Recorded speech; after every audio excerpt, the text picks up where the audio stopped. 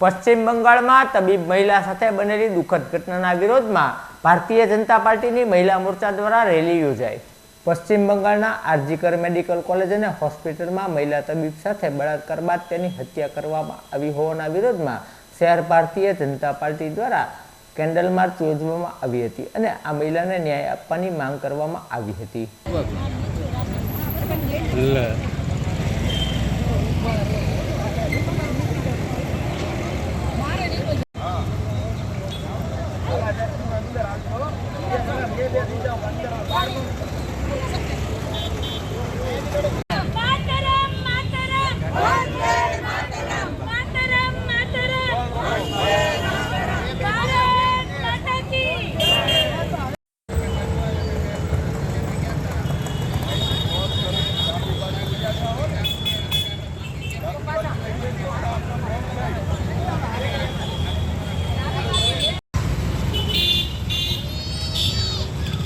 બોલો તો ખરા એમને માલૂમ છે।